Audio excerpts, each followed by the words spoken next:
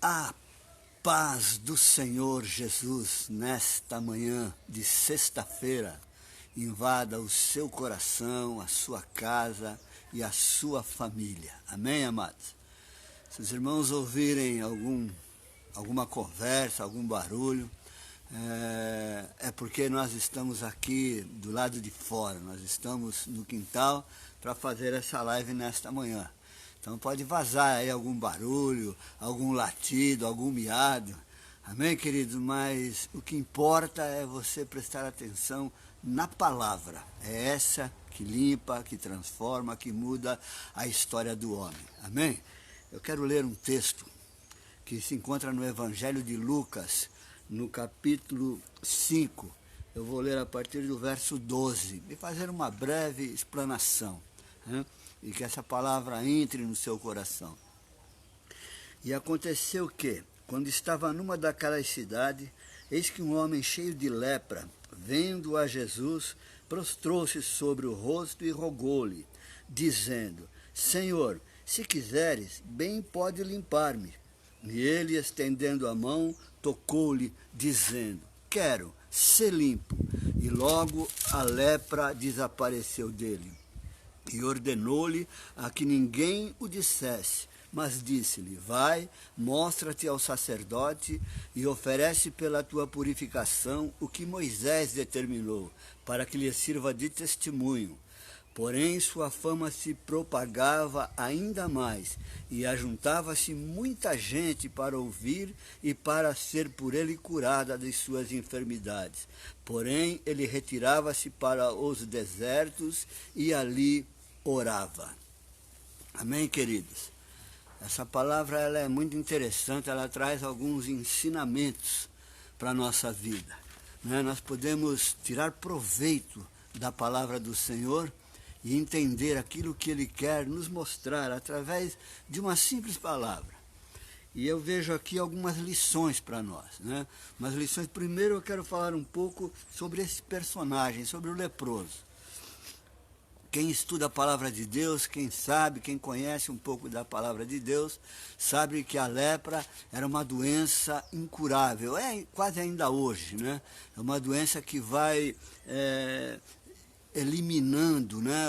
O sujeito começa a morrer vivo, né? Ele começa, melhor dizendo, ele começa a apodrecer ainda em vida, né? Ele vai perdendo parte do corpo, vai perdendo parte da mão, da orelha, e é uma enfermidade que cheira mal, cheira muito ruim.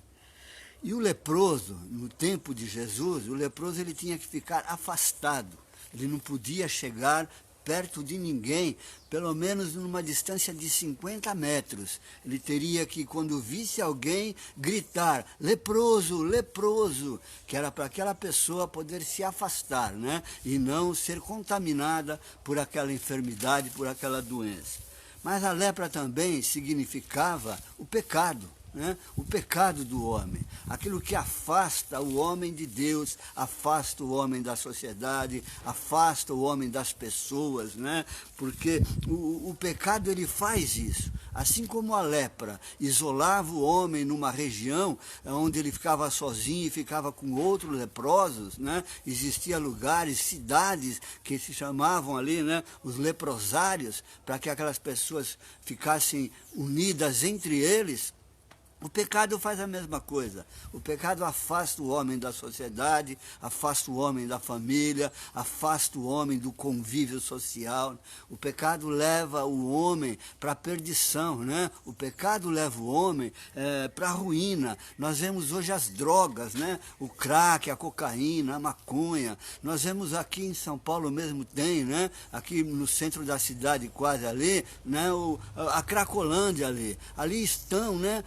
Aqueles que se contaminaram com o pecado, que se envolveram com o pecado, estão ali presos naquele lugar, né? São isolados da sociedade. As pessoas não querem contato com eles, né? Com medo de serem roubadas, medo de serem mortas, medo de serem violentadas.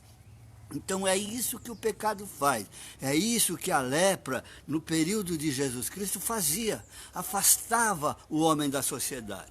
O homem não podia chegar perto de ninguém. Mas nesse texto, o que me chama a atenção é exatamente isso. Esse leproso, de certo, ele caiu em si. Esse leproso, de certo, ele ouviu falar de Jesus algumas vezes, né? Ele ouviu sobre a fama de Jesus. Com certeza ele soube de pessoas que foram curadas por Jesus. E aqui eu vejo que ele toma algumas atitudes que vai fazer a grande diferença na vida dele. A atitude de reconhecer que era leproso. A primeira atitude que eu vejo aqui, ele reconheceu que era leproso e que precisava de ajuda. Assim como você que é pecador, que não reconhece o pecado, mas você precisa reconhecer que é pecador para que o Senhor possa lhe ajudar. Senão ele não vai poder fazer nada por você. Se você não entender que tem um pecado e que precisa da ajuda do Mestre, ele não vai poder fazer nada por você, porque você tem o livre-arbítrio, você escolhe o que você quer fazer. E esse moço, esse homem, esse leproso, eu vejo nele essa atitude. Primeiro, ele reconheceu que ele era um leproso. A segunda, ele se encheu de coragem, porque eu fico pensando, ele já estava morto. Para a sociedade, ele já estava morto. Para ele mesmo, ele já estava morto. Mas ele entende que se ele chegasse diante de alguém, ele ia morrer antes do tempo. As pessoas iam apedrejá-lo, mas ele se enche de coragem. Ele sabe que Jesus ia estar ali perto dele. Então, o texto diz que ele vem, um homem cheio de lepra. Quando Jesus andava pela terra, amado, sempre em volta de Jesus havia multidões, muitas pessoas. Esse leproso, ele se enche de coragem porque ele sabia que ele seria apedrejado. Se as pessoas olhassem e vissem ele seria morto ali na hora. Mas ele se enche de coragem, ele sabe que o único que podia ajudá-lo seria Jesus. E aí ele toma essa atitude, a atitude que talvez você precise tomar. Se encher de coragem, né? Ah, mas a minha família vai me discriminar porque cheguei perto de Jesus. Ah, a minha família vai me rejeitar porque eu vou virar crente. A minha família não vai querer mais andar junto comigo. Problema da sua família, amado. Problema da sua família. É você que tem que tomar uma atitude para se livrar dessa situação que você se encontra. E quem pode te livrar não sou eu, não é pastor nenhum não, mas o sumo pastor, Jesus Cristo, é o único que pode te libertar da maldição do inferno e do pecado. Mas você tem que reconhecer que precisa tomar coragem. Ah, eu vou magoar meu pai, vou magoar minha mãe, vou magoar minha mulher, meus filhos, eu não posso fazer isso. Pode, é você quem decide pela sua vida, é você que decide aonde você quer passar a eternidade. Se você quer passar a eternidade com Cristo, você tem que ter coragem para aborrecer pai, mãe, irmãos e quem quer que seja. Jesus, em outra passagem, ele disse, olha, quem não aborrecer pai e mãe, ou a sua família, e não me seguir, não pode ser meu discípulo. E esse leproso, ele teve essa atitude de coragem. Ele não importou com a multidão que estava lá. Ele foi, ele diz que ele se prostrou. A terceira atitude que eu vejo aqui nesse leproso, ele se humilhou. Se humilhar é difícil, não, amados? Se humilhar é uma coisa quase que impossível para o homem. Eu vou me humilhar, eu vou pedir perdão, eu vou entrar diante da pessoa. Com que cara eu vou entrar? Como eles vão me olhar? Como um covarde, como um medroso? Olha a atitude desse leproso. Ele se humilhou. A palavra de Deus diz que ele se prostrou em terra aos pés de Jesus. Se humilhou. A terceira atitude, a primeira foi coragem. A segunda, né, a primeira foi acreditar e reconhecer que era pecador. A segunda foi coragem para chegar e invadir aquela multidão para chegar até Jesus. A terceira, ele se humilhou. E a quarta, ele teve fé. Ele demonstrou uma fé ali que eu não tenho. Ele demonstrou uma fé ali que você não tem. Que ele teve fé que Jesus podia mudar a vida dele. E o que acontece? Essa atitude levou ele até Jesus. Quando as pessoas talvez já quiseram apedrejá-lo, com certeza Jesus deve ter falado, calma, espere, vamos ver a atitude dele porque ele foi corajoso. Ele veio até nós porque ele sabe que precisa de alguma coisa. e ele sabe quem pode ajudá-lo. E aí ele se prostra diante de Jesus, ele se humilha, ele fala: mestre, se queres, pode limpar-me. Ele pediu para Jesus: mestre, se queres. Ele não falou e não ordenou a Jesus como nós aprendemos hoje em muitos lugares. Você tem que ordenar, você tem que pôr Deus na berlinda, você tem que falar que está escrito e tem que acontecer. Não, amados, não é desse jeito não. Esse leproso, ele mostrou: se queres, pode limpar-me. Ele não falou para Jesus: Jesus, olha, eu vim aqui, agora eu quero uma atitude, eu quero a minha cura, a minha libertação. Não, se queres, pode limpar-me. Eu gosto de um texto, de uma outra passagem que eu não me recordo no momento, mas a pessoa que chega diante de Jesus, ele fala assim: Senhor, sê servido em me ajudar. Ser servido em me ajudar. Olha, Senhor, se serve em me ajudar. Né? Não, Senhor, me ajuda, me dá aí o que eu preciso, muda a minha sorte e pronto. Foi isso que o Senhor falou e o Senhor tem que fazer. Olha que absurdo, dando ordem para Deus, o Criador de todas as coisas. Mas vamos seguindo para terminar logo.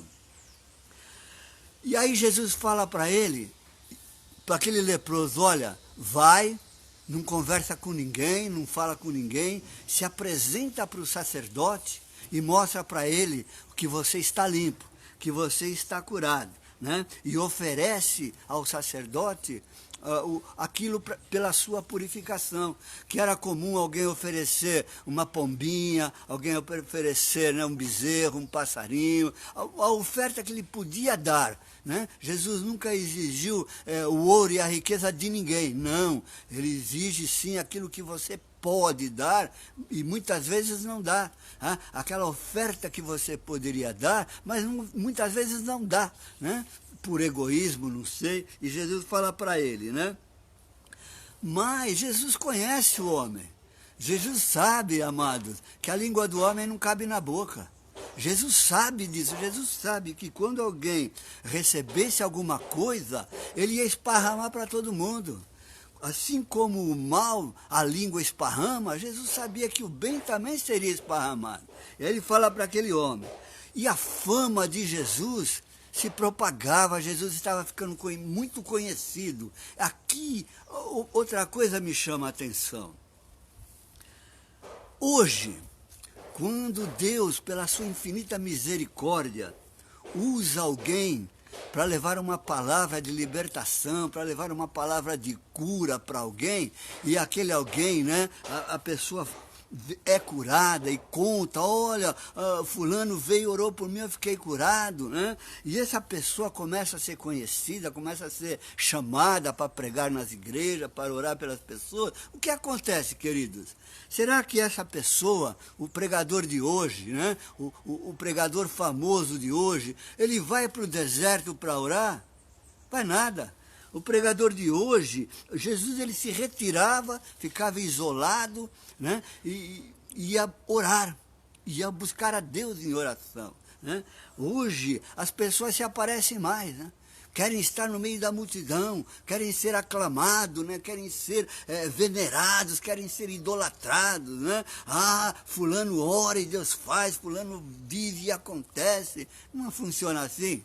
Olha que lição, um texto tão curto da palavra de Deus nos ensina. Primeiro nos ensina a humildade, que a humildade, né, a fé, a coragem, a perseverança nos leva às vitórias.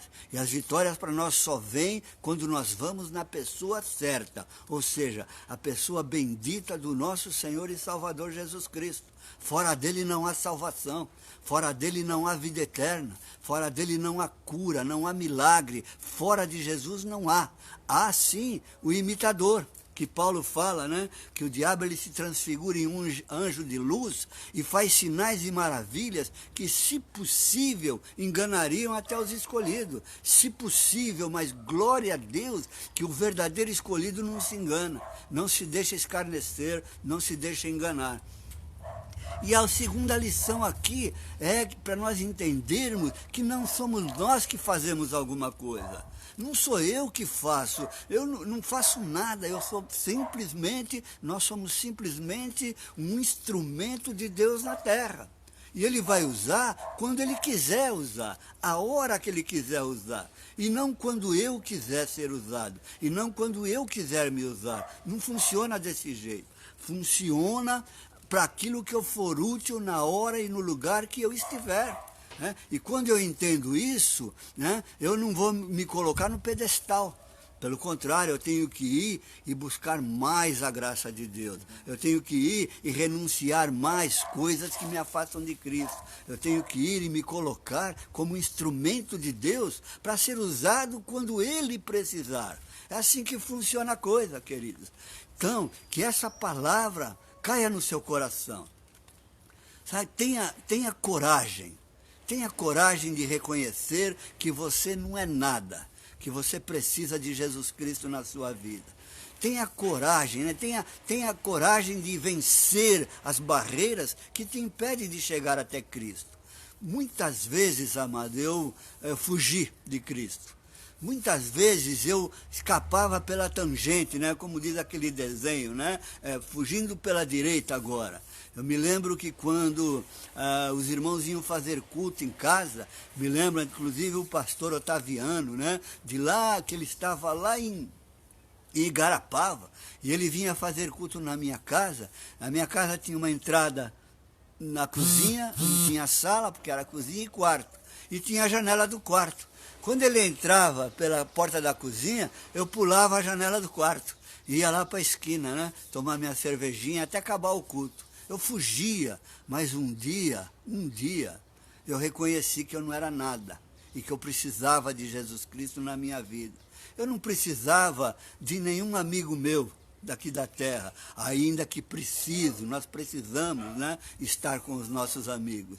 Mas para a minha vida pessoal, eu não preciso de um amigo, eu não preciso de ninguém, eu preciso de Jesus Cristo. E aí eu reconheci, e quando eu reconheci isso, o milagre começou a acontecer na minha vida, amados. Mas essa é uma nova história, fica para uma outra mensagem. O que eu quero é que você entenda, você precisa reconhecer que necessita de Jesus na sua vida. Amém, amados? Que Deus abençoe a sua vida, que Deus abençoe a sua casa, a sua família, que Deus coloque no seu coração um desejo de conhecê-lo. Porque não somos nós que escolhemos a Jesus, mas é Jesus que nos escolhe. E quando nós sabemos isso, amado, quando uma mensagem arde no nosso coração, quando uma mensagem bate no nosso coração, é porque Jesus está nos chamando. Amém, amados? Então que essa palavra fique no seu coração, na sua vida, e que Deus abençoe o seu fim de semana em Cristo Jesus.